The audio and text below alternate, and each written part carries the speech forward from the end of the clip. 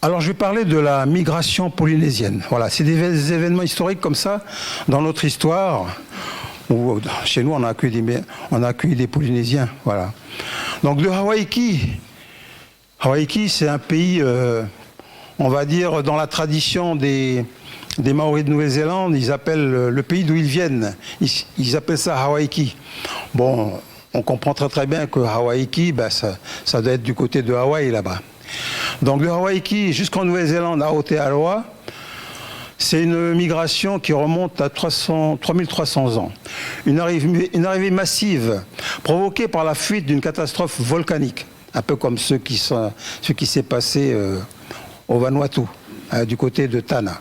Celle-ci a peuplé l'ensemble des îles de la Polynésie, de Tahiti au Tonga et Samoa.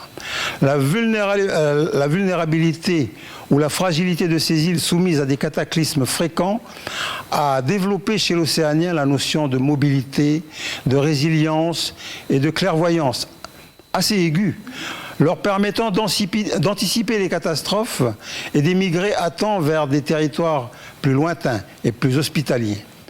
Ceci dit, les Polynésiens ont non seulement devancé les Européens, mais ils ont pu se faire accepter en Mélanésie et même acquérir des positions hiérarchiques importantes en tant que nouvelle chefferie et nouvelle organisation politique plus adaptée et aussi plus propice à l'accueil des missionnaires polynésiens de la London Missionary Society.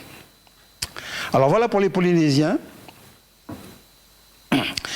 Et maintenant, ben on va passer à l'arrivée des Ignames, l'arrivée des gens de Tanna qui sont arrivés avec l'Igname, du Vanuatu, migration mélanésienne. Alors, j'ai mis sacralisation de l'Igname. L'Igname est arrivé à Nengone suite à l'éruption du volcan de Tanna, donc l'on appelle le pays Ma au Vanuatu.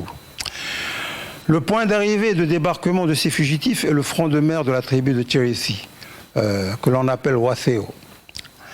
La légende raconte que le gallinacé, un coq sauvage, qui les accompagnait, a creusé le sable en quête de nourriture, d'où le nom Cheré, qui veut dire creuser, et fi pour la nourriture. Par mesure de protection des nouveaux arrivants et de leurs précieuses marchandises, plusieurs conseils ont été tenus à l'issue desquels il a été décidé de leur donner une immunité qui ne remettrait plus en cause leur statut de migrants ou d'étrangers. On les appelle les Serima. Mais Ma, on sait qu'aujourd'hui, c'est Tanna. Ils auront le statut de Achawakoko, qui veut dire détenteur de la culture de l'Igname. Et par conséquent, pour affermir l'acceptation de l'Igname sur le sol de Nengone, les Achaniens, maîtres du sol, ont procédé à la sacralisation de l'Igname à travers l'alliance mystique entre le tubercule étranger et la plante sacrée dénommée Amakal. Voilà. Quand on fait la fête des Ignames ou quand on amène les offrandes, eh ben, les Ignames, on les recouvre avec cette feuille de Amakal. Les anciens disaient que la première plante apparue sur l'île de Nengone est le Amakal. D'après certaines légendes, le totem lézard. Je vous ai dit tout à l'heure que voilà, nous sommes les descendants du lézard. Le totem lézard s'était abrité du soleil à l'ombre du Amakal. Mais vous savez, ça, il y a deux spécimens de Amakal, mais il y a beaucoup de sortes d'Amakal. Il y a aussi des grands arbres qu'on appelle les Amakal. Aujourd'hui, lors de la cérémonie des offrandes faites des Ignames, les Ignames sont recouvertes de feuilles d'Amakal. Et outre ses vertus thérapeutiques, la plante Amakal aux multiples variétés. Voilà, je n'ai pas besoin de vous montrer les photos. Bon, attendez, ben si, je vais quand même vous montrer les photos. Voilà. Ah voilà, vous voyez. Alors, vous pouvez le trouver même au rond-point de Magenta, là-bas, vous voyez. Il y en a qui ont planté sur les ronds-points de Magenta. Ben voilà. Ça, ce sont les... C'est ça Voilà. Il y a aussi le vert, il y a aussi... Mais il y a beaucoup de variétés, hein, voilà. Alors, outre ses vertus thérapeutiques, la plante Amakal aux multiples variétés, est également utilisé comme plante d'ornement et de protection autour des maisons. Voilà. Il y a des haies autour des maisons qui sont... D'ailleurs, on trouve aussi des haies à Nouméa, des haies d'Amakal. Donc, rond-point de Magenta, comme je vous l'ai dit tout à l'heure. Amakal veut dire aussi la branche qui fume. Ama, c'est la branche, et Kal, c'est la fumée. En référence à son utilisation dans la confection du feu, à travers le frottement intensif entre un bois dur taillé en pointe, gaillac ou no, et le bois de Amakal posé à même le sol. Voilà. Dans le temps, nos vieux n'avaient pas de boîte d'allumettes, et ben voilà. Le Amakal servait pour allumer le feu. Après l'accueil et la sacralisation de l'igname, il était important de lui donner un rôle social pour qu'il devienne la courroie de transmission des valeurs à l'échelle clanique. Ce passage de l'entité mystique et métaphysique à l'entité organique se concrétise par la création du cercle des ignames, dont la première cérémonie fut célébrée dans la crevasse sacrée de l'Ojok, qui signifie le royaume de l'eau. Alors, l'eau, c'est l'oursin. Alors, la légende raconte que l'eau, animal marin, s'est unie au lézard, animal terrestre. De leur union est apparue la grande dynastie des premiers habitants de l'île, que l'on appelle communément les Achania, les maîtres du sol. La première cérémonie sacrée de l'igname a révélé deux principes fondamentaux, à savoir l'union sacrée du clan, on dit Noressa, la paix au sein du clan Dongodong. Aucune velléité et mésentente au sein des membres du clan. Voilà. La protection totémique des esprits, la protection totémique et des esprits gardiens, la protection du totem ou dieu serpent dénommé Gu'un est l'élément fondamental. Voilà, là on va parler de cette puissance, de ces croyances anciennes qu'on avait, c'est-à-dire nous on avait des totems comme le serpent, le lézard, le requin, voilà. Alors, dénommé Pagoun est l'élément fondamental de référence qui conditionne la conduite des Achania, dont l'autorité est détenue par le clan Amakal qu'on appelle Achania Doku. Et ce totem, il s'agit d'un serpent invisible qui vole, qui siffle pour annoncer la mort d'un membre du clan Amakal. Les clairvoyants peuvent le voir en rêve. Alors, je vous dis ça parce que c'est le côté mystique d'abord. Vous voyez, c'est important que quand on va accueillir l'évangile, eh ben, nous on avait ces pratiques-là dans le temps. Voilà. Et c'est nos racines. Alors, mis à part la protection de Pagoun, le totem serpent volant, la protection de la crevasse de l'Odoku. Alors, l'Odok, c'est une crevasse qui est en bas, pas loin d'Oro. Hein. C'est entre Wakwarori et le bord de mer en bas. Et il y a une crevasse, et là, avant nos vieux, eh ben, ils faisaient leur cercle des ignames dans cette crevasse-là. D'ailleurs, c'est dans cette crevasse qu'a été révélé justement ce cercle des ignames. L'igname, c'est quand même une tubercule qui vient d'ailleurs, et donc, il a fallu l'apprivoiser et faire en sorte que cet igname puisse être un élément de nos croyances. Voilà. Et pour assister à la cérémonie, un étranger doit s'affubler d'un nom spécifique du clan Amakal, sous peine de ne pas être reconnu et d'être frappé à mort par les esprits protecteurs de l'endroit. Voilà. Et ça, c'est important parce que c'est pour vous montrer un petit peu le caractère sacré à l'époque. Hein. Personne ne pouvait assister comme ça à la cérémonie des ignames s'il n'a pas été habilité ou s'il ne fait pas partie du clan. Voilà. La cérémonie consacrée à la sacralisation de l'igname a révélé également la force cachée de l'igname, une force extraordinaire qui va en fait décider du sort du pays némoné en tant que précurseur et porteur de nouvelles valeurs universelles. Des valeurs et des principes innovants qui ne vont pas trouver une adhésion enthousiaste et immédiate au sein d'une population attachée aux vieilles habitudes.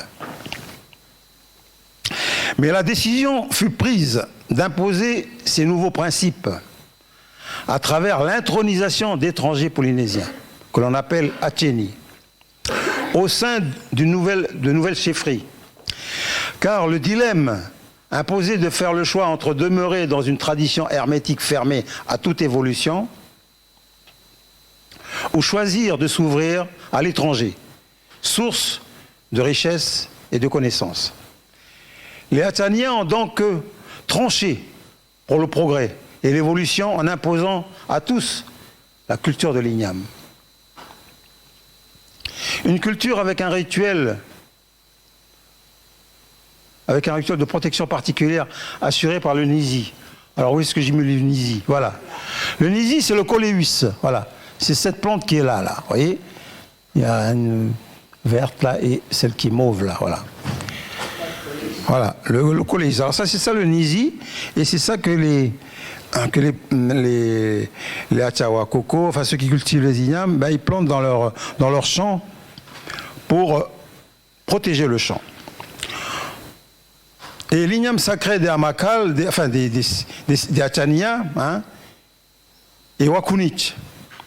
C'est le nom donné pour le nom de l'igname que les Achania, on va dire que les Achania cultivent, voilà. Cultivent et puis voilà, c'est leur tradition. L'igname gardien et l'igname gardien du champ et d'eau. Voilà. Donc ça, c'est en fait, ce sont des noms comme ça qui sont donnés, mais c'est aussi pour dire que ben, les choses ont des significations. La consommation générale de l'igname sacré, associée à la magie du totem Goun, a engendré une force surnaturelle, permettant au clan Amakal et au clan Weruemet et leurs alliés de mettre en place les nouvelles chefferies polynésiennes, du pays Négoné au royaume de Yaï, en passant par le pays Djehu. Certains pourraient même affirmer, alors je vous dis tout à l'heure au début que ce sont des hypothèses, voilà. Donc, et puis les gens peuvent aussi émettre des hypothèses qui peuvent contredire. Voilà. Alors je disais que certains pourraient même affirmer que cette mutation sociétale à marche forcée a créé les conditions favorables à l'arrivée des missionnaires polynésiens. Coïncidence ou hasard de l'histoire, la question pourrait être posée. Mais en tout cas, le hasard n'existant pas dans la culture kanak, cette marche forcée a eu pour conséquence ce que le prêtre Marie-Joseph Dubois qualifie de massacre des Létocs. Ah. Alors, à savoir l'élimination des chefferies traditionnelles opposées aux nouvelles directives. En fait, les Négonais n'ont fait qu'appliquer avant l'heure la méthode de pacification pratiquée d'abord par les Romains, puis par les royaumes du Moyen-Âge en Europe. À cet effet, on raconte que le roi de Norvège avait rassemblé des sorciers de son royaume dans une maison et les a exécutés en y mettant le feu, obligeant les autres à abandonner les sacrifices humains. Donc vous voyez, la pacification, c'est pas seulement... Voilà, quand on est dans un changement sociétal, c'est comme un serpent qui mue, il change de peau. Voilà, c'est l'époque qui veut que... Voilà, on va passer à autre chose.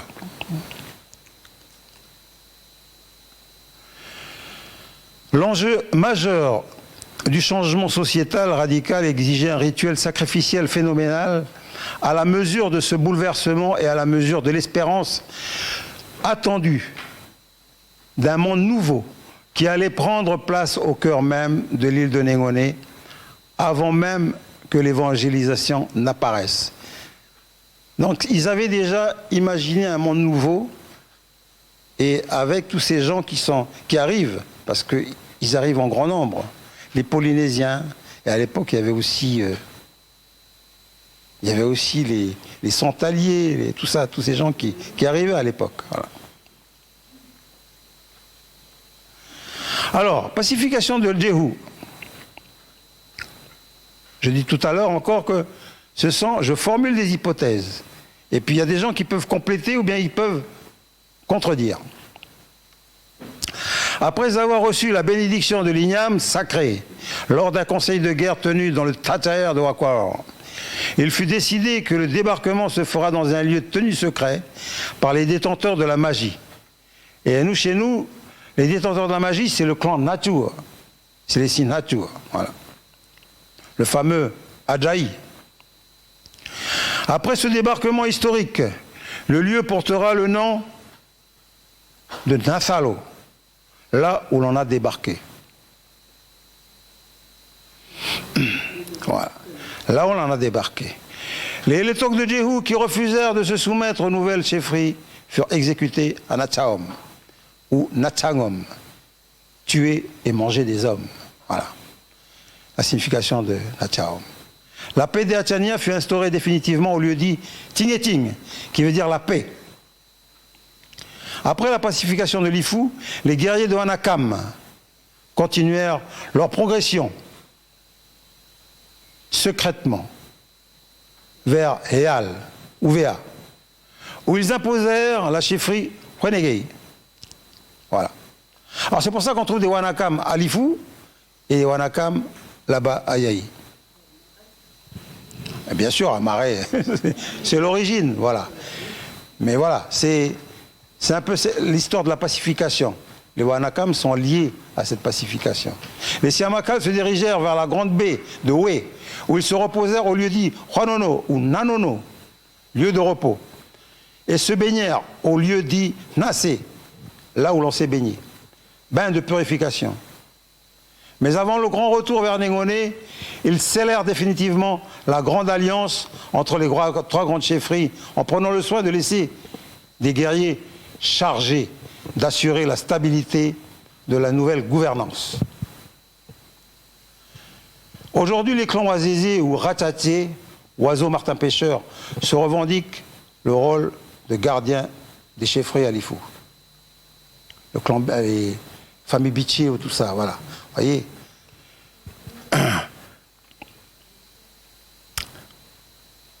Négoné veut dire quoi?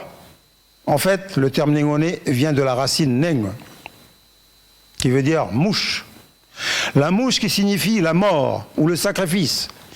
À la tribu de Wakwar, grande chefferie de l'ancien royaume, il y a un lieu appelé Wacheneng, habité dans les années 50 par le vieux Warawi Naou. Ah ben je vais vous montrer sa photo, tiens. Et j'espère que je ne vais pas revenir encore à mes problèmes de tout à l'heure là. Alors voilà, le vieux Warawi Naou, voilà, il est là. Voilà.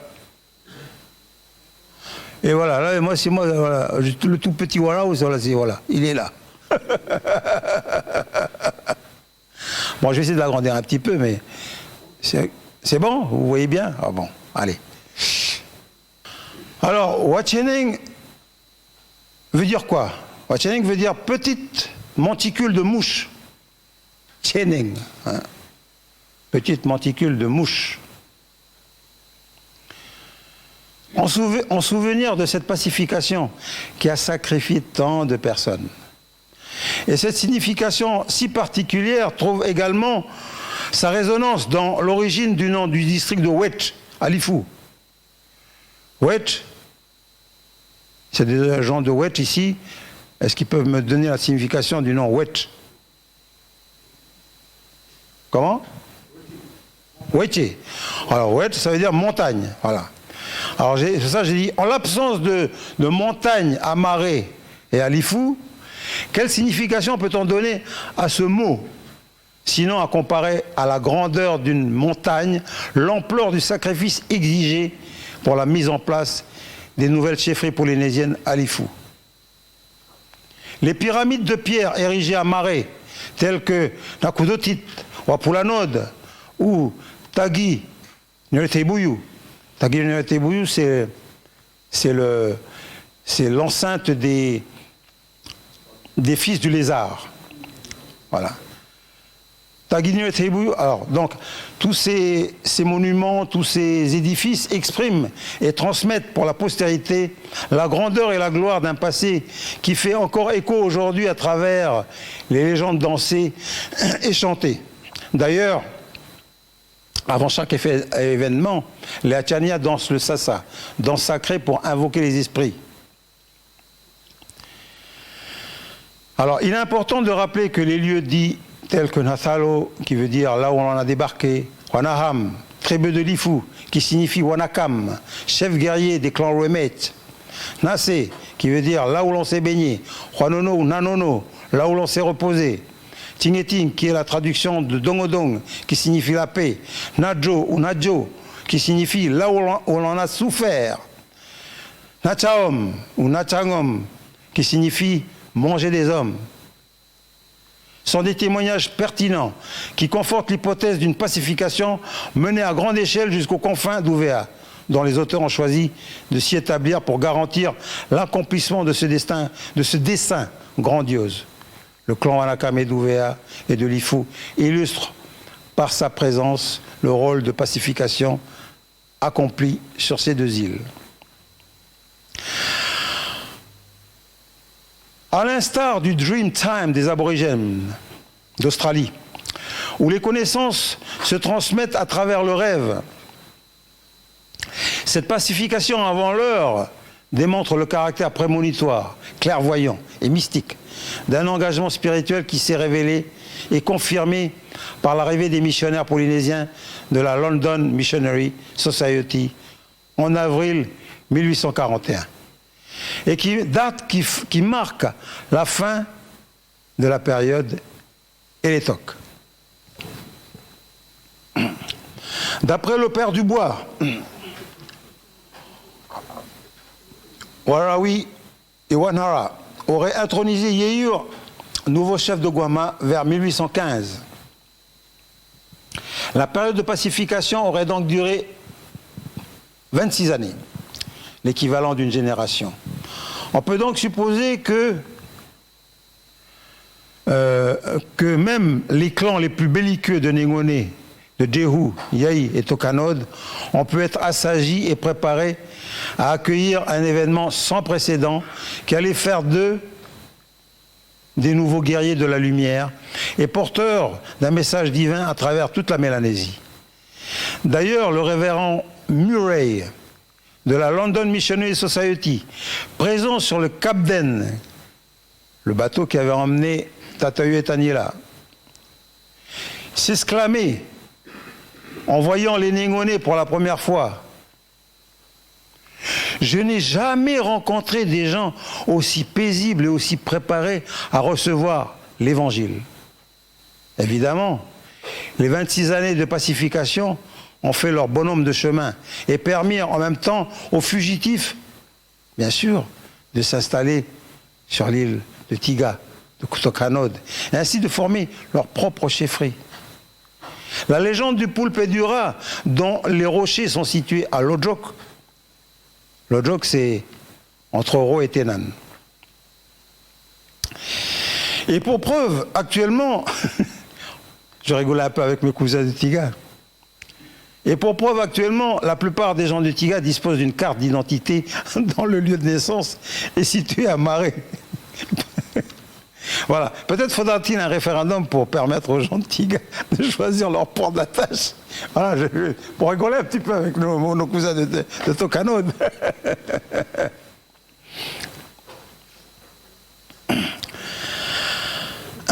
Voilà. Exode des gens de Lifu vers Nengone. Voilà. Après la pacification, des guerriers de Lifu et leurs familles ont suivi les guerriers Achania et ont pu être intégrés parmi les nouvelles petites chefferies de l'île de Nengone.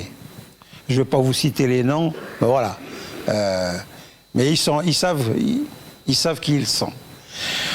Mais on va revenir aux missionnaires. Bon, on va chanter un petit peu, hein?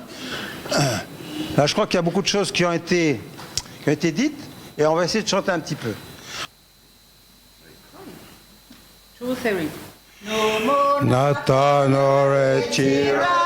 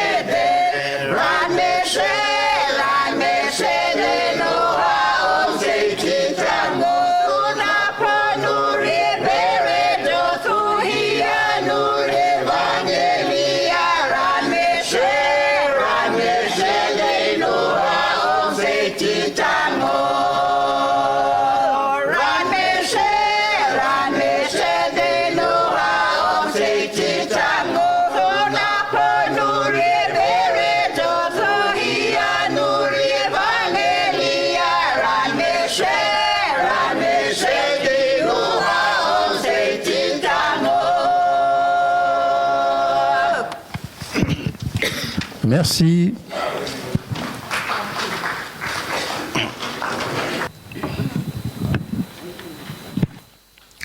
Alors, demande d'envoi de missionnaires. Alors, le Santal a commencé, enfin l'exploitation du Santal a commencé en 1830 en Mélanésie. Après l'épuisement des stocks en Polynésie. Voilà. Donc il y avait des mouvements fréquents de bateaux du côté de l'Ojok parce que les Santaliers venaient chercher le Santal. Alors il est donc fort probable que pendant la période de pacification, le chef Wayenech du clan Amakal est sollicité auprès des capitaines de navires santaliers ou baleiniers anglais l'envoi de missionnaires. Parce que vous savez, pendant 10 années, comme ça, les bateaux qui arrivent, les gens ils ont le temps d'apprendre les langues. Alors d'où l'attente et la préparation préalable sur le front de mer de l'Ojok. Alors là, malheureusement, j'ai un peu perdu les photos de l'Ojok. L'alliance sacrée entre l'Ignam et le Amakal a donc généré cette force magique, qui a établi une relation plus intense entre les forces de la terre et celles du ciel. Car comment peut-on imaginer cultiver un champ d'igname sans qu'il y ait de débroussaillage et de brûlis? La culture de l'igname exige un travail laborieux en amont. C'est ce travail de préparation sur la période de 26 ans qui a permis de préparer en amont l'avènement du message divin sur Nengone, Jehu, Yai, Tokanod. L'influence du totem serpent, Pagoun. À l'image du serpent dans la genèse d'Adam et d'Ève, le serpent totémique Pagoun, a joué également son rôle quant à ses ramifications originelles claniques, telles que Alifou là-bas, les Méoun, ceux qui portent le nom du serpent, Ouna, les Péoun, Ounaeta, Sinéoun, ça c'est du côté de l'Ifou. Anengone, Gououn, Wabaoun, Aouvea, Une Kamesawa, et One. Tous les noms qui se réfèrent au serpent. Ce vaste réseau qui représente des forces invisibles terrestres ont été mises à contribution pour recevoir les forces du ciel. Igname sacré, facteur de paix. Tel un préparateur sportif qui entraîne son équipe pour affronter un redoutable adversaire, les Ataniens, détenteurs de l'igname sacré, ont accompli avec brio la prouesse extraordinaire de créer une paix sociale propice à l'acceptation du christianisme. Donc paix est devenue force de loi et le mot d'ordre des Atania, Sipoué. D'ailleurs, on dit Sipoué, et j'ai mis clan de la prière et de la paix et maître du sol. Oui, alors donc, pour vous dire que c'est des choses qui ont été préparées. Alors, Sipoué, clan de la prière. Du temps de la chefferie Wanara, le clan Sipoué n'existait pas. En fait, le mot Poué vient du terme anglais, qui veut dire pray, qui signifie prière. Ce nouveau clan de la prière a été constitué pour accueillir et protéger des étrangers ou des exilés au sein de la nouvelle communauté évangélique. Il s'agissait pour les Ataniens de démontrer et de confirmer d'une manière concrète et enthousiaste l'attachement et l'engagement à l'égard de cette nouvelle révélation spirituelle. En fait, il s'agit d'une profession de foi à l'égard de l'Église anglicane. Parce que Tatayo et Taniela sont venus avec l'Église anglicane. C'est l'Église d'Angleterre.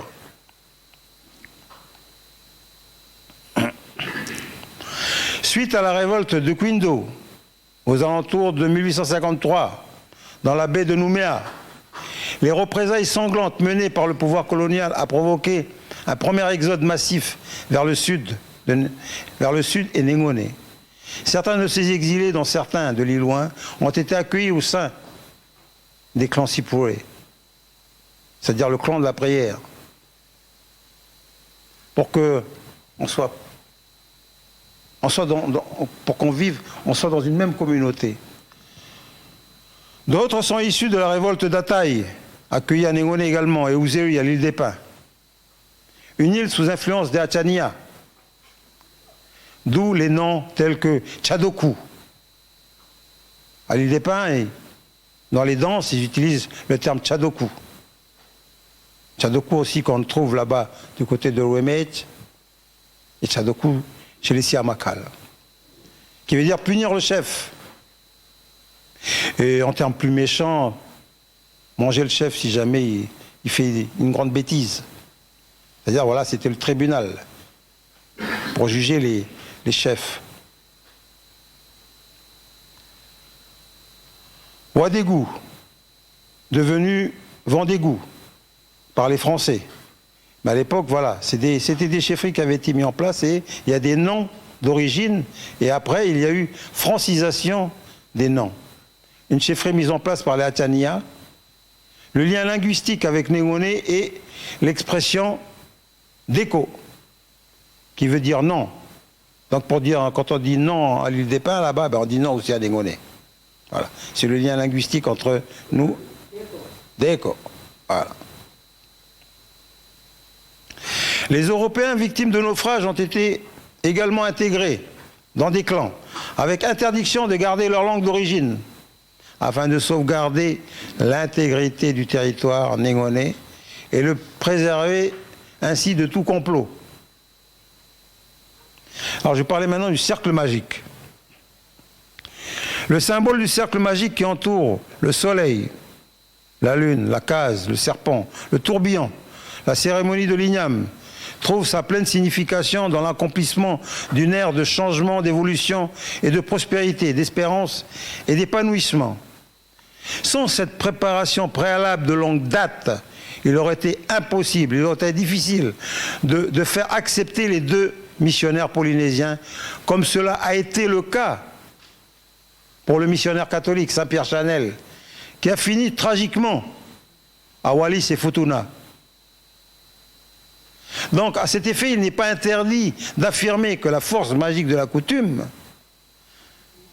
kanak, a protégé l'arrivée des missionnaires polynésiens. C'est la raison pour laquelle l'institution de l'Église doit toujours être reconnaissante et respectueuse à l'égard des autorités coutumières.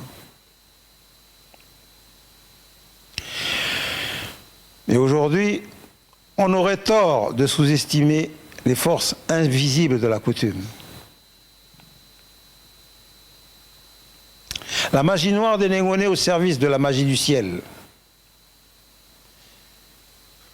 Pourquoi instaurer une frontière entre la magie noire et la magie du ciel? Puisque la magie noire que les hommes utilisent, même du temps des Égyptiens, c'est quand même Dieu qui a créé les hommes et qui a créé aussi ces pouvoirs-là. Donc là, il y a le sorcier Adaï du clan Natur qui va aussi intervenir dans l'arrivée de Tatayo et Taniela. Alors, il y a différents témoignages. Que raconte la tradition orale? Alors, moi, je vais vous faire le récit de Georges Touamo Wayenet. Ah oui, alors là, il y a la photo. Voilà, c'est mon papa. C'est notre papa à nous qui est parti en 2012. Voilà. Alors, arrivée de Tatayo et Taniela. Les différents témoignages. Que raconte la tradition orale? Alors, récit de Touamo Wayenet. D'après Touamo Wayenet, Georges Wayenet, c'est le Camden, navire de John William, affrété par la London Missionary Society, qui débarque une nuit d'avril 1841. Tatayo et Taniela, ou Noah aussi. Dans certains écrits, on l'appelle Noah aussi, Taniela. Débarqué sur l'île de Néngonais. En longeant la côte nord-est et franchissant la pointe Chouba, le navire fut attiré par une petite lueur scintillante et assez visible dans la baie du Nord, que l'on voit sur la carte et qui s'appelle baie d'Oaek, comme une luciole nommée Adjal. Donc le navire a été attiré par cette lueur. À l'approche de la lueur, au lieu dit Tawas, l'équipage entendit le grondement impressionnant des vagues se fracassant contre les falaises. Et là, le navire s'arrêta, croyant avoir affaire à un récif. Une voix s'élève du bateau, certainement du haut du mât, en direction des deux missionnaires, leur recommandant de se préparer à débarquer. Les matelots, sur ordre du capitaine, firent descendre la pirogue, un à un. Dans le balancement des vagues, les deux missionnaires prirent place dans une pirogue où ils avaient soigneusement entassé leurs affaires personnelles. Sans perdre de temps, ils se mirent à pagailler vers cette lueur, tel un phare providentiel dans une eau mouvementée et inhospitalière. En fait, c'était la nuit qu'ils sont arrivés. Ils sont arrivés la nuit, voilà, vous voyez. En s'approchant du ressac, la lueur s'éteignit. Un des missionnaires se mit alors à appeler à voix haute en langue polynésienne. Aucune réponse de la part des indigènes du lieu. Ce fut alors avec la langue de la reine Victoria que les deux missionnaires eurent plus de succès. En effet, des voix s'élevèrent des falaises. Un groupe de gens accourut vers le front de mer de l'Odok pour voir réellement ce qui se passait. Des gens apparemment habitués à ce type de contact, étant donné les passages fréquents de navires santaliers et baleiniers.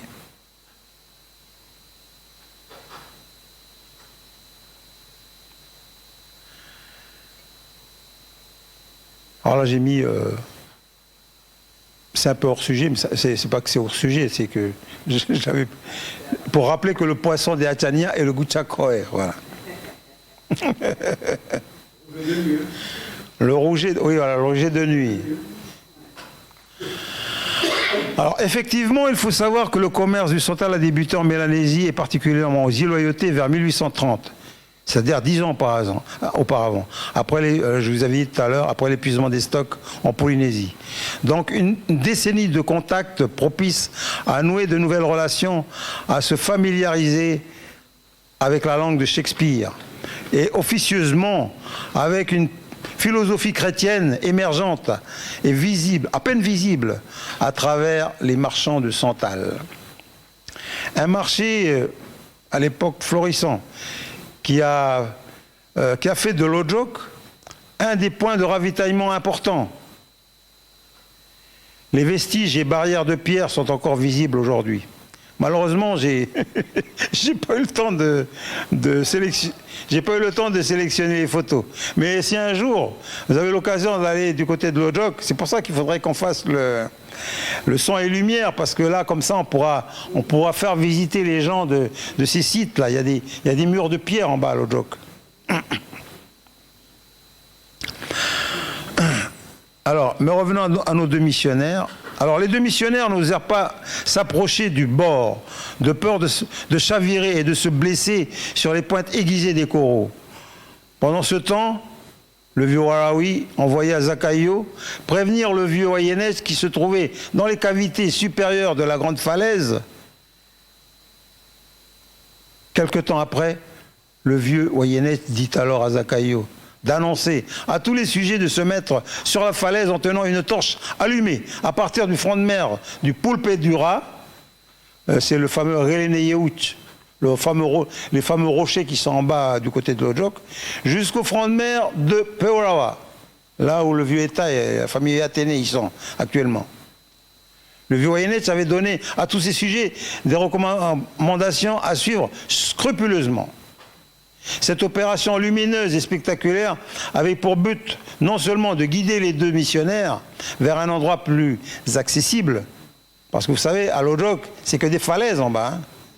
On ne peut pas s'approcher, hein, comme ça, là. Les bateaux, ils se brisent sur les coraux, hein, voilà. Mais, voilà, je le disais, mais surtout de donner un endroit plus accessible, mais surtout de donner à cette rencontre un caractère événementiel et exceptionnel, voilà. C'est surtout ça, parce qu'ils avaient l'habitude d'échanger avec les santaliers, mais accepter que des prêtres, que des pasteurs de l'église anglicane arrivent, c'est la première fois. Une ligne de feu brisant l'obscurité de la nuit entre l'Ojok et Peorawa. Les tribus d'Oro et de Tenan n'existaient pas à l'époque. Le mot Tenan vient du mot Thenan, qui veut dire éclairé ou phare. Dans l'origine, est lié à ce rôle de phare pour guider la plupart des navires en quête de bois de santal ou de ravitaillement.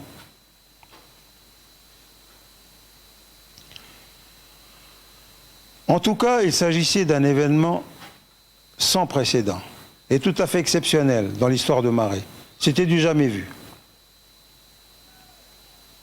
Et les gens, ils étaient avec des torches et ils éclairaient ce fameux bateau-là.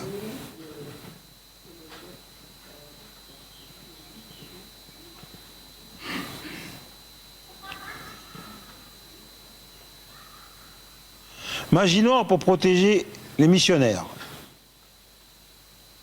Debout sur la falaise de l'Ojok, observant les deux missionnaires sur leur pirogue, le vieux Wayenech demanda au vieux Ajayi Moma, le vieux sorcier du clan Nature, d'user de ses pouvoirs pour les rendre invisibles et de protéger également leurs affaires dès leur débarquement.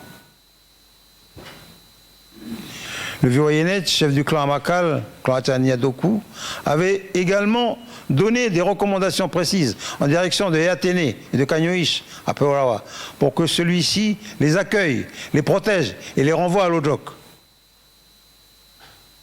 après leur débarquement. Oui, après leur débarquement. Pewarawa se trouve à quelques centaines de mètres au nord de Lodjok. Les vieux Akayu et Warao supervisaient le transfert afin qu'aucun incident ne puisse mettre en péril la vie des Polynésiens. Des Polynésiens qui, en ce temps-là, n'étaient pas très appréciés des clans Eletok. Des clans qui avaient refusé de se soumettre à une autorité d'origine polynésienne du nom de Yehiwa, qui signifie grande taille, ou grand chevelant. Voilà. Ça peut être... Yehiwa, dont les héritiers aujourd'hui, sont les Naislin. C'est les Thomidot. C'est de leur origine, c'est Thomidot. C'est un endroit qui existe là-bas aussi à Marais. Voilà. D'ailleurs, à ce sujet, les noms et mots tels que Manane, Manaune, Aquila, Manatu, Malamala, Talofa, Malo, Mataika sont d'origine polynésienne. Le vieux Abraham Apé Manane, compositeur de renom, membre bien sûr du clan Sipolé, clan de la prière, faisait de l'autodérision en déclarant « Oh, nous le clan Akunit, on nous surnomme les Patia. »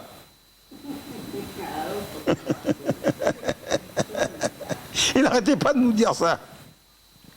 Terme péjoratif qui signifie gros mangeur ou gros gourmand. Ouais, parce que les Polynésiens, à l'époque, ils avaient besoin de manger beaucoup de poissons. Mais revenons aux deux missionnaires. Avec une mer houleuse et mouvementée, cette nuit-là, il était impossible d'effectuer le moindre débarquement sur Lodjok.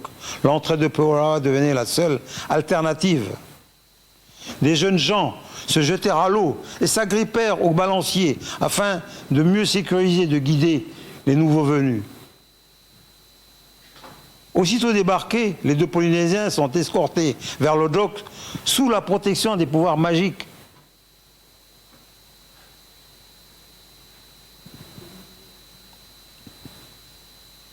Que disent les historiens? Dans son livre intitulé « Ils étaient venus chercher du santal », Dorothy Schoenberg raconte ceci. En avril 1841, le Camden passa aux loyautés dans l'intention de laisser dans l'île Dumont d'Urville, enfin dans l'île que Dumont d'Urville avait baptisée Britannia, c'est-à-dire Marais. Deux catéchistes originaires des Samoa. Le 8 avril, ils débarquèrent à Marais et trouvèrent que les indigènes étaient défiants. Et ils éprouvèrent de la difficulté à prendre contact avec eux. Cependant, à leur grande surprise, ils virent bientôt deux pirogues venant vers eux à force de rames. Ça, ce sont les historiens, ça. Hein, à force de rames, sans la moindre appréhension. Ils en découvrirent bientôt la raison. Les pirogues étaient dirigées par un originaire des îles Tonga, qui leur dit que lui-même et 6 autres de ses compatriotes vivaient à Marais depuis qu'ils y avaient été poussés par le vent, il y a longtemps.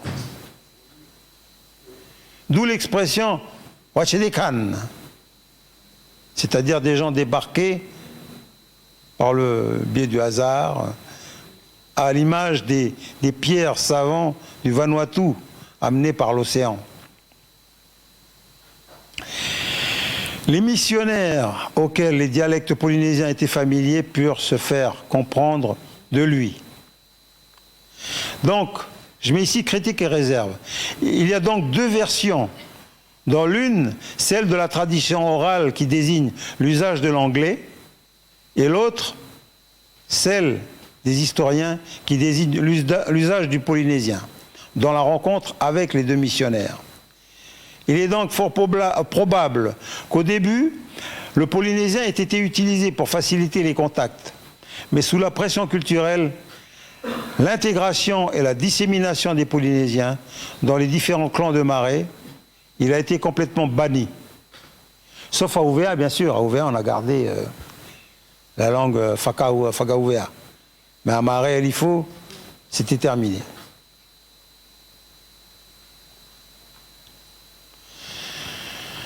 La première maison de prière, témoignage de André Trabé, André Nadjane Trabé, originaire de Wakwaro.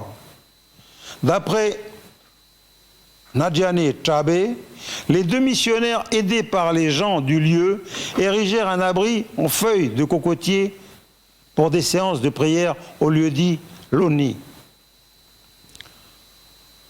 Pour lui, il s'agit de la première église qui a permis à nos deux missionnaires de partager quelques moments de méditation avec les premiers convertis avant d'entamer la présentation à Warawi, à Weget et à la chefferie Yeiwa. Tel que leur nom l'indique, Loni, l'eau qui signifie, Loni signifie l'eau qui prie, Loni. On peut donc déduire qu'il s'agit d'un lieu spécifique pour les invocations animistes, transformé en lieu de prière. Un peu comme vous voyez les Polynésiens, lorsqu'ils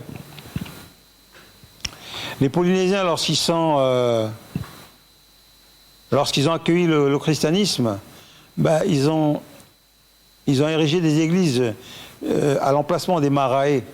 Donc nous aussi on avait des lieux comme ça qui servaient à invoquer les esprits et on a transformé ça en lieu de culte. Mais ce qui est certain, c'est que l'arrivée des Polynésiens de souche Manaoné ou Alikis, ce sont deux groupes mélanésiens, polynésiens plutôt. Avant les missionnaires, avaient eux aussi des principes universels, analogues au christianisme, tels que l'interdiction de tuer, de tuer ou de voler, qu'ils partageaient avec les Hatsaniens qui les accueillaient. Donc vous voyez, il y avait aussi des principes universels que les gens qui débarquaient et ils partageaient avec les gens du pays. Donc à l'époque, ils n'étaient pas des ignares, nos gens. Comment? Ah, excusez-moi.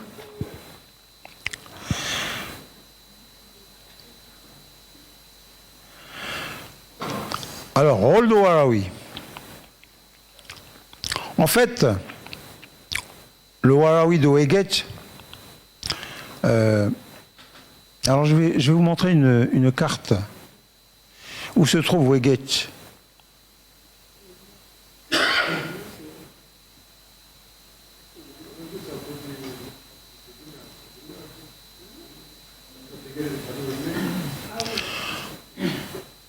Alors voilà un peu une carte, mais oh là là, c'est trop sombre. Alors, on voit un peu là, non? Voilà. Alors, attends, boulot là. Bon.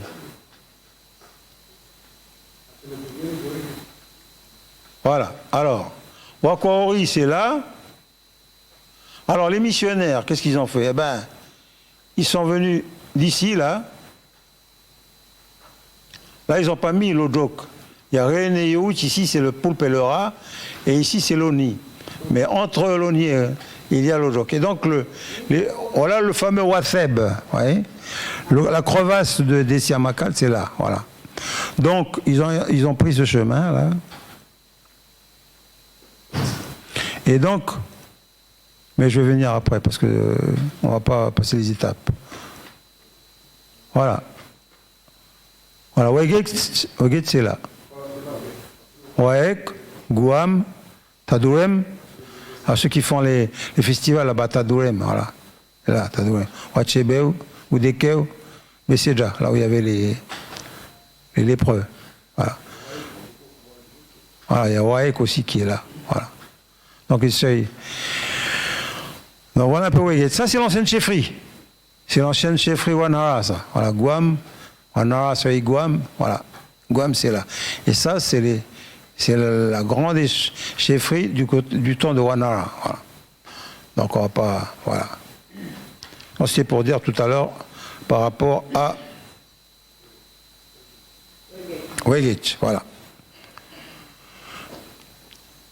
Alors le Warawi de Weget est un des sujets de Wayenech, de l'eau, de l'Ojok. Wananaas, c'est le dernier né. Voilà. Et ça, papa me disait à chaque fois, vous savez, celui qui est en bas, eh ben, c'est notre Wananaas, c'est notre dernier né, lui. Voilà. Et il n'a pas eu de descendance, malheureusement. Mais nous, on est là. Il a été désigné pour être le garant de la stabilité, de la protection de la chefferie Yehiwa, encore fragile à cette époque. Ce rôle de chef de la sécurité et de porte-parole, Warawi, il l'exerçait déjà du temps de Wanara. Wanara, c'est celui qui est venu juste avant Yehiwa. Je vous ai dit tout à l'heure que Wanara et Warao, qui est le Atania, et puis le grand chef Wanara, ils avaient décidé de céder la chefferie à Yehiwa, qui est un Polynésien.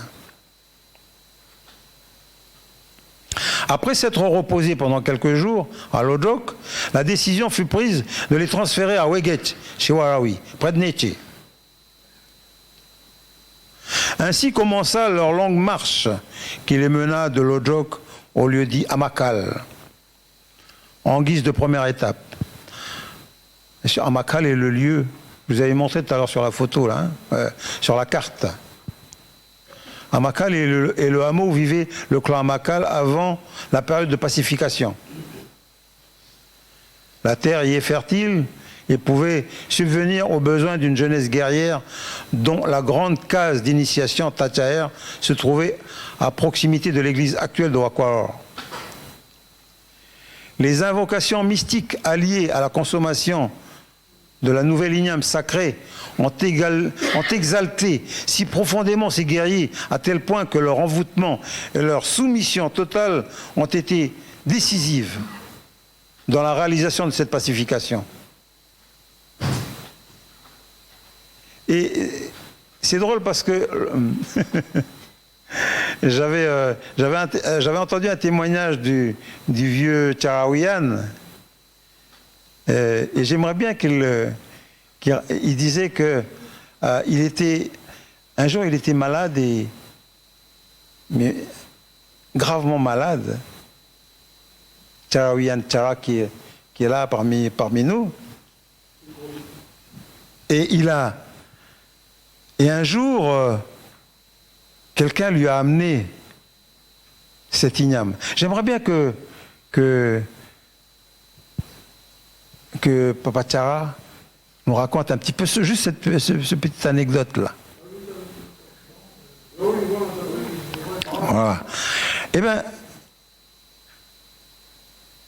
il m'a dit quelque chose de fort, parce qu'il m'a dit, j'étais près de la mort. J'étais près de la mort. Vous savez, il a plus de 80 ans. Hein? Il a 83 ans. Il était près de... Et un jour, quelqu'un lui a amené un Wajawa. Wajawa, c'est l'igname sacré de chez nous à Nengone. C'est pour ça aujourd'hui, il ne faut pas vendre le Wajawa. Il ne faut pas le commercialiser. C'est trop sacré. Il y a un pouvoir mystique, un pouvoir extraordinaire. Donc il a mangé ce Wajawa.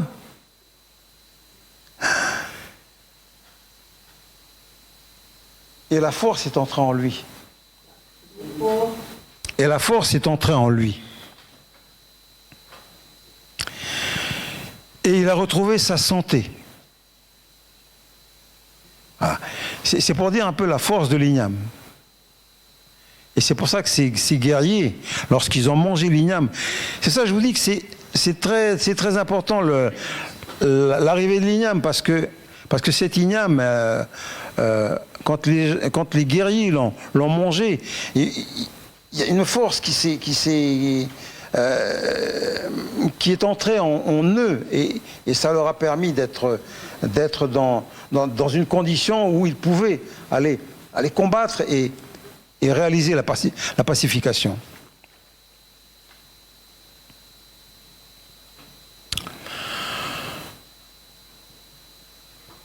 Alors moi j'ai mis un petit peu pour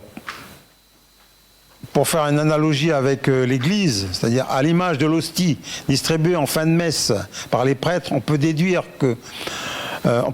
compte tenu du travail accompli que l'igname sacré distribué dans le Tachaer a eu un effet notable sur nos guerriers.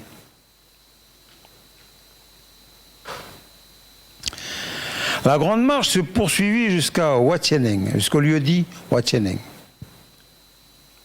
lieu du sacrifice, où les deux missionnaires se reposèrent. Le choix de ce lieu de sacrifice était précisément lié à une volonté d'apaisement des défunts du lieu. Comme je disais tout à l'heure que Watieneng, c'est un lieu où il y a eu des morts, des gens qui ont été exterminés parce qu'ils étaient contre les nouvelles chefferies. Voilà. C'est aussi une manière de leur rendre hommage et ainsi solliciter leur concours et leur assistance dans cette grande entreprise spirituelle qui ne fait que commencer. Georges Tois-Moyennet disait que le sang versé sur l'île de Négoné est comparable à l'engrais qui a fertilisé son sol. C'est la raison pour laquelle Marais demeure la terre de prédilection de l'Igname. C'est-à-dire qu'il y a quelque chose de mystique derrière. C'est pas que les Maréens sont plus doués que les autres. C'est parce que cette terre-là, elle a vécu des moments importants. Et c'est avec l'arrivée de cet Igname qui a aidé à faire d'abord cette pacification. Et ensuite, après, il y a eu la propagation. Parce que les trois grandes devises qu'on avait à l'époque, c'était l'accueil d'abord, et la protection, et ensuite la propagation. Propagation de l'Évangile.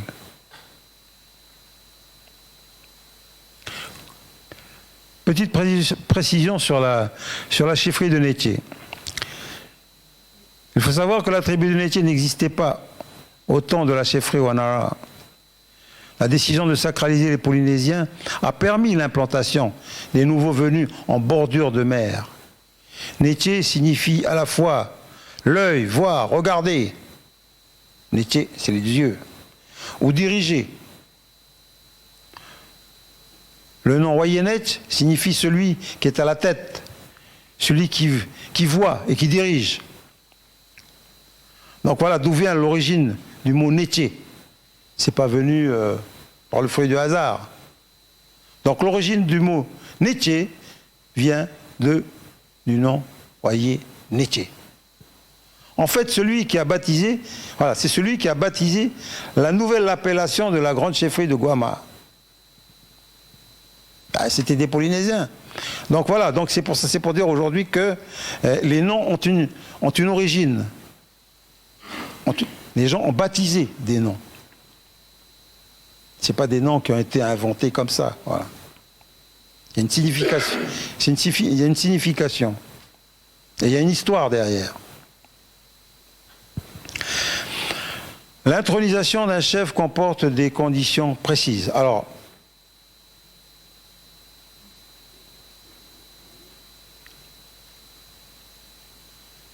donc,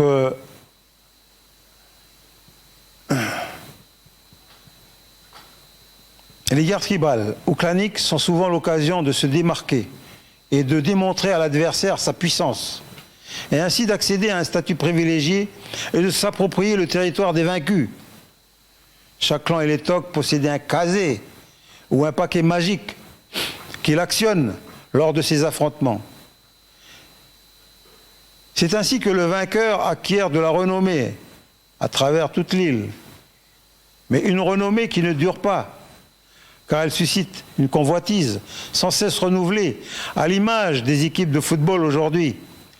Le rituel de ces paquets magiques exigeait que le sang soit versé en sacrifice lors de ces combats. Sinon, ce paquet magique peut se retourner contre le détenteur et contre sa famille. C'est sans doute contre cette spirale infernale des guerres magiques et destructrices que l'idée d'une grande chefferie unifiée a émergé avec la nomination d'abord de Wanhara et ensuite de Yeyur le Polynésien. Wanhara vient du mot Thuran, qui signifie avoir de la compassion. En tant que migrant, il a bénéficié de la clémence et de la protection des Haçaniya, qui l'ont incité à organiser et à développer la culture de l'igname à grande échelle pour préparer minutieusement cette pacification, la campagne de pacification. D'où le terme Wanhare, qui signifie la part qui revient au maître du sol, dont le collecteur est le vieux Warawi, qui habite au lieu dit Weget, avant celui de l'eau. Parce qu'avant il habite à Weget, et puis après quand il y a eu la chefferie de Nétier, il s'est installé à l'eau qui est au bord de la mer. L'eau près de la grande chefferie de Nétier. C'est la raison pour laquelle les Haçaniya Doku du clan Makal, maître du sol, ne participent pas aux offrandes, sous peine d'attirer la malédiction sur les chefferies polynésiennes qu'ils ont mises en place. Certains clans tels que Citadeng, clan du Banyan, sont habilités à garder secrètement la part d'igname sacrée, destinée à la consommation de l'Etok Warao. D'où le terme Wayewar, l'igname de Warao, porté par notre regretté Henri Wayewol, chef de clan des Citadeng. Il existe une expression couramment utilisée dans les discours pour symboliser l'union sacrée entre les clans Weme et Amakal. Yedeng et Yeinej, le Banyan. Et moi j'ai mis ici l'arbre à pirogue, parce que certainement que avec ces grands arbres-là, eh ben, on pouvait réaliser des pirogues, on pouvait construire des pirogues, qui sont les plus grands arbres de la forêt à Négoné. En fait, Ouémet signifie les deux victoires, ou les deux clans victorieux. Il est fort possible que ce nom ait été attribué à la suite des victoires sur les Letok de Négoné et de Djehou. La nomination de Wanhara est liée à l'arrivée de l'igname, le tubercule sacralisé en reconnaissance de l'unité clanique qu'il suscita. Un préambule à l'unité du territoire qui se profilait à travers le règne de Yeyur et à travers l'appellation Négoné, décidée par les Haçaniya Doku. Ainsi, les principes fondateurs de la nouvelle chefferie Yeyur sont Sasso Koredoku, obéissance à un seul chef. Peu importe si le chef engendre plusieurs enfants, en tant que dignitaire du sol et de l'espace marin. Les Haçaniya Doku sont les seuls habilités à nommer un seul parmi les héritiers. Ils sont aussi les seuls à détenir l'autorité de destituer un grand chef et si celui-ci enfreint les grands principes.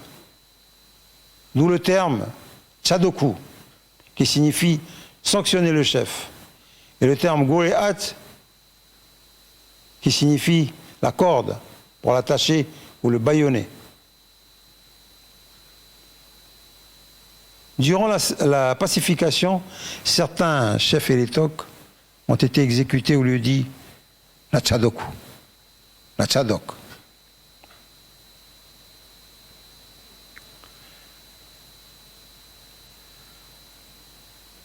Le chef s'appellera Naosé, qui signifie qu'il est attaché. Il a donc les pieds, les mains liés et la bouche bâillonnée. Naosé, ça veut dire attaché. Étant le représentant sacré des forces invisibles, il est divinisé et nul n'a le droit de l'approcher sans l'accord de son porte-parole. Son porte-parole est Warawi, Achania Wananaas, dernier né du clan, d'Achania Doku, du clan Siamakal.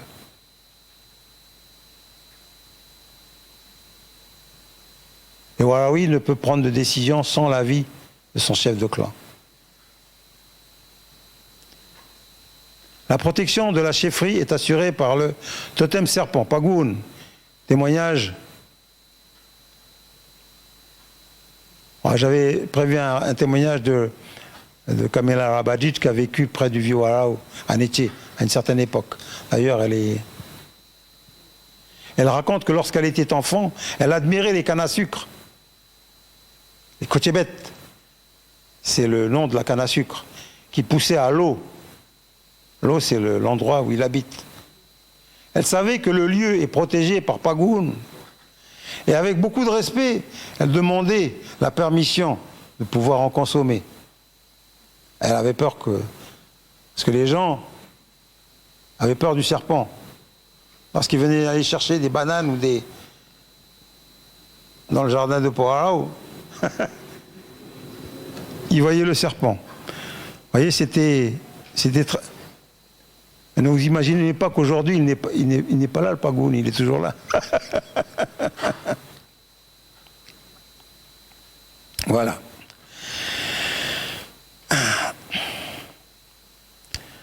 Alors, on va essayer de revenir aux deux missionnaires. Là, je pense qu'on va essayer de faire un chant. Hein?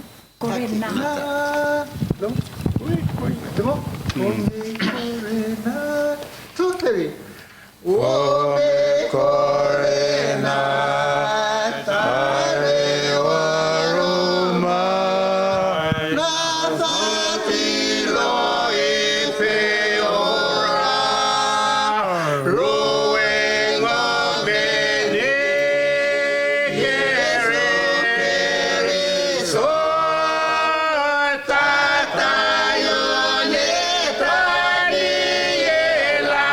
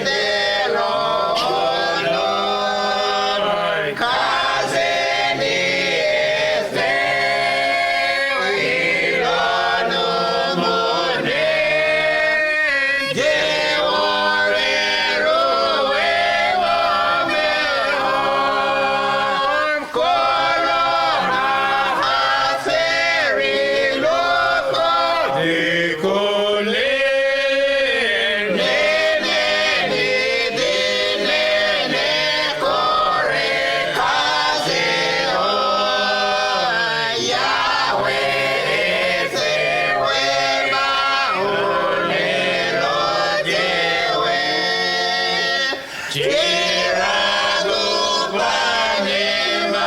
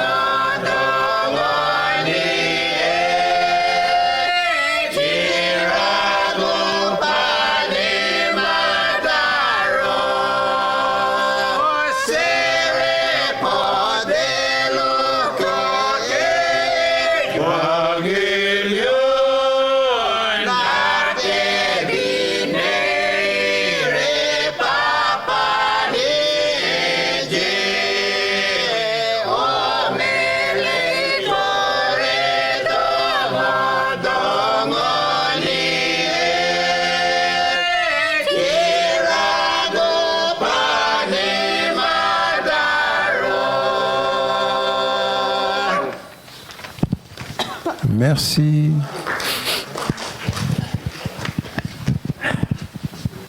Alors vous savez, on a décoré l'escalier là-bas. On a mis des plantes un peu partout parce que c'est pas seulement la fête de l'église, mais c'est aussi la fête de notre clan.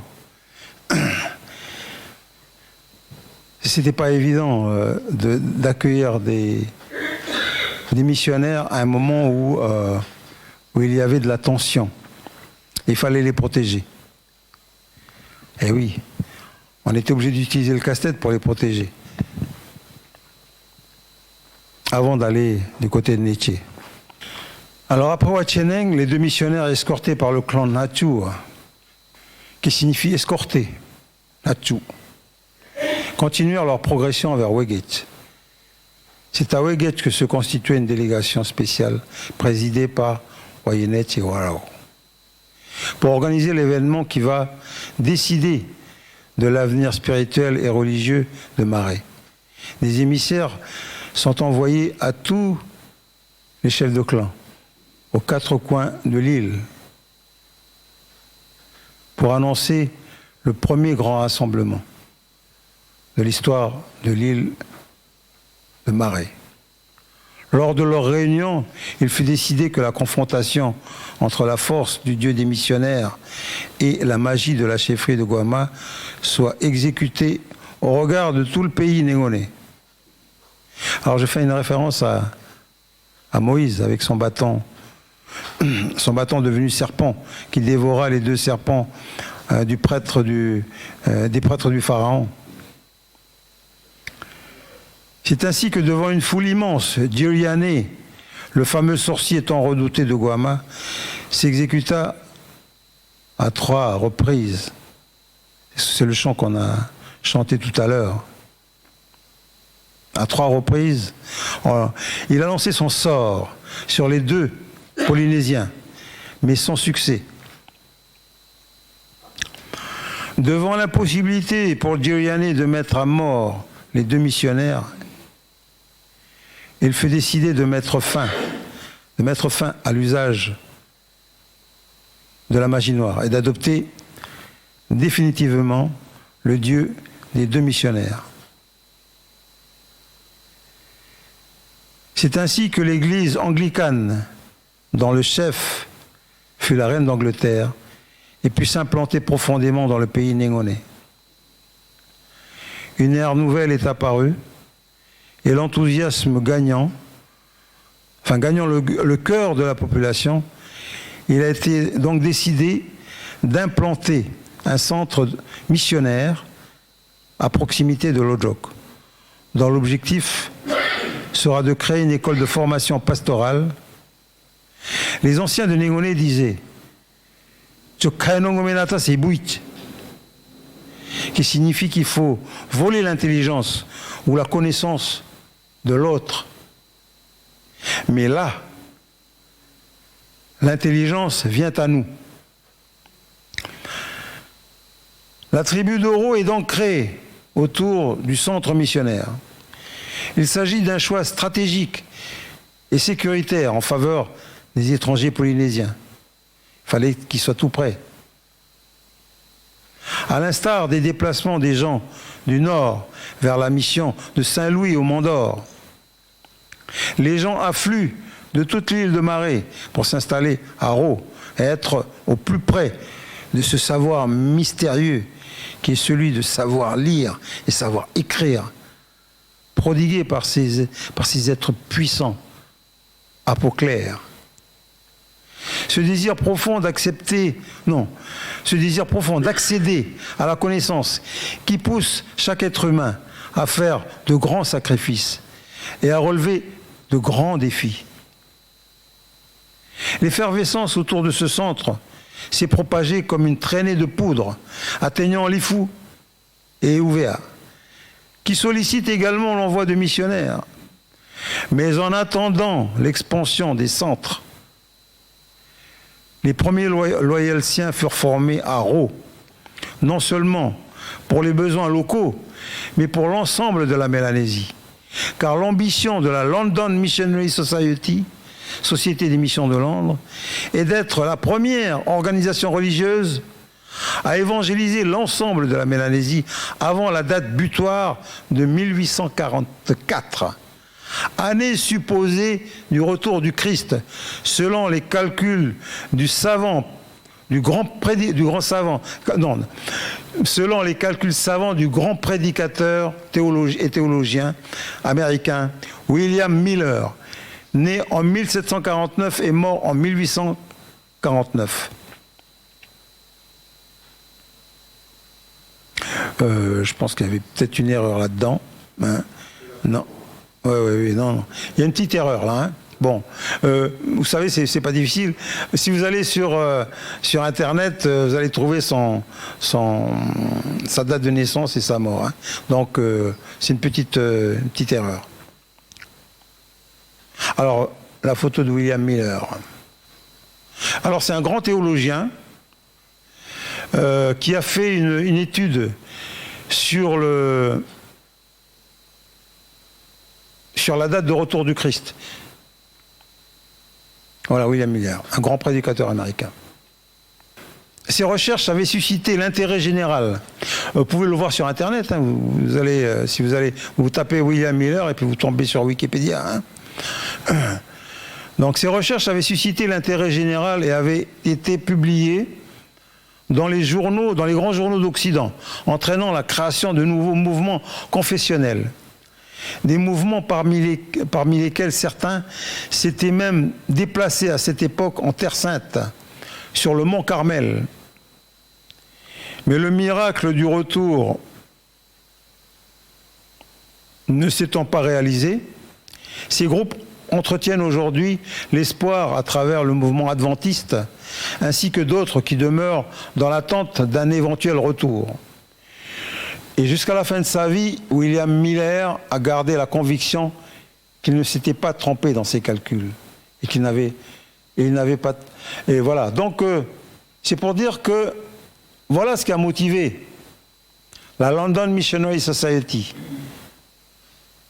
C'était pour cette date butoir de 1844 qu'ils ont envoyé Tatayo et Taniela pour évangéliser notre région.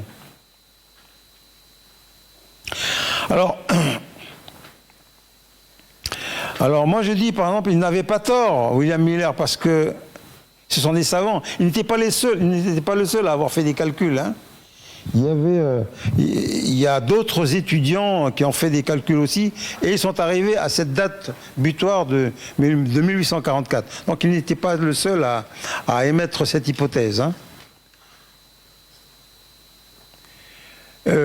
En fait, l'événement attendu s'était déroulé en Iran, le 23 mai 1844, où un jeune musulman du nom de Bab, descendant de Hagar, la deuxième femme d'Abraham, s'était déclaré être le premier attendu prédit par les prophètes du passé.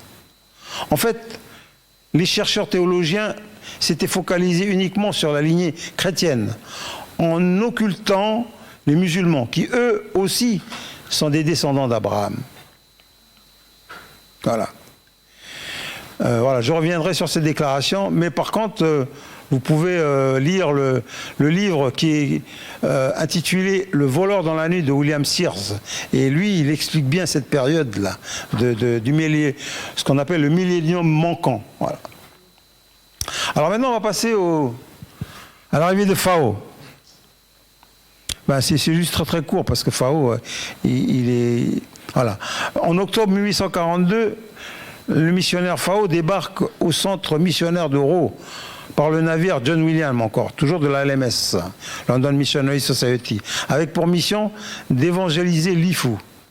Donc les relations coutumières étroites entre les clans Wemet à Makal avec la chefferie Boula, nous là-bas à Néoné, on a aussi les Boulas là-bas.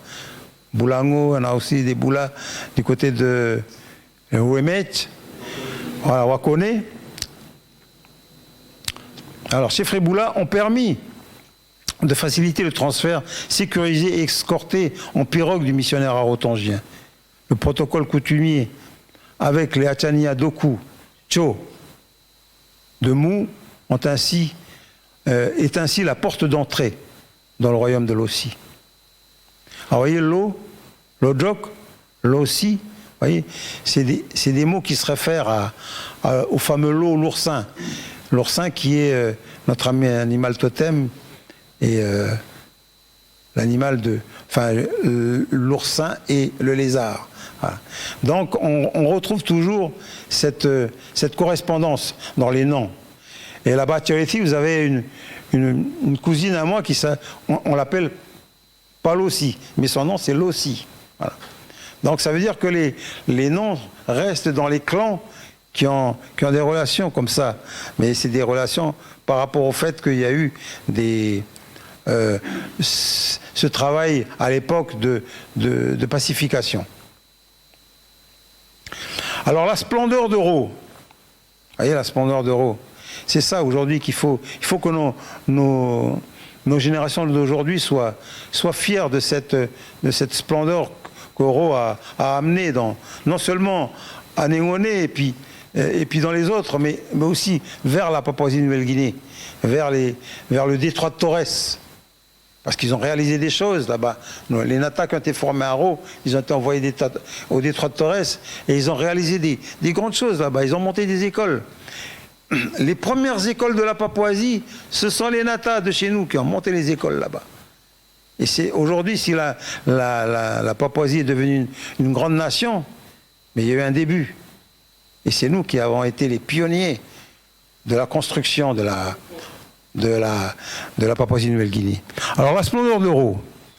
Poussé par une foi inébranlable, le petit hameau d'Oro devient très vite un centre de référence pour toute la Mélanésie, dans un style très british. Et les vestiges de l'ancienne épicerie témoignent de cette gloire passée.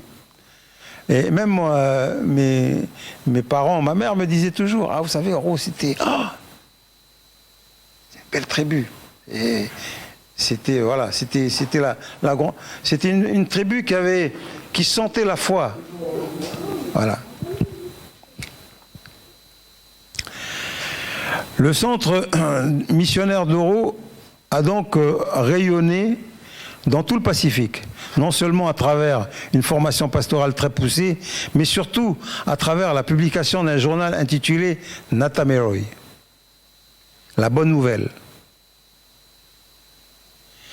Les publications étaient en langue vernaculaire, c'est-à-dire en Négoné, Djehu, en kuto, c'est-à-dire en lit des pins, Yahi et Adieu, etc. Voilà. Donc,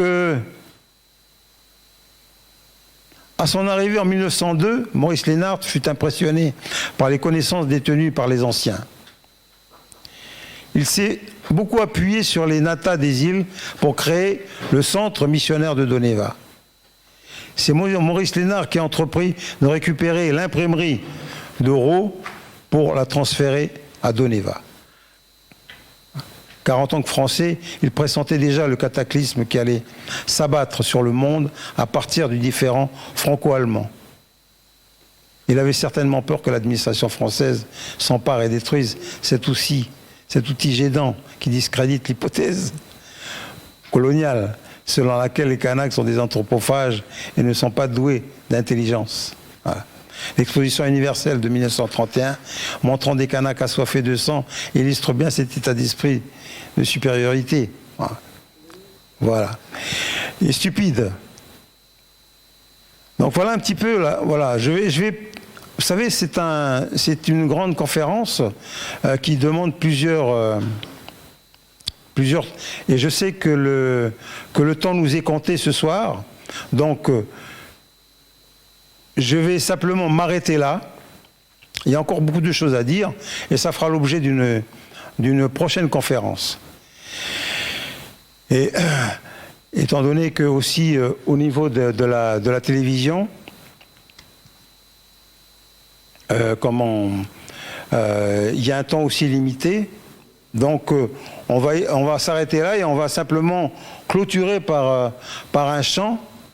Et si vous avez par exemple des choses à dire, parce que je disais tout à l'heure que je ne suis pas là pour affirmer des vérités absolues, non, ce sont des hypothèses, mais par contre, s'il y a des gens qui ont des hypothèses contradictoires à émettre, vous pouvez les émettre maintenant, avant que l'on passe au chant pour clôturer notre débat de ce soir, puis notre conférence de ce soir.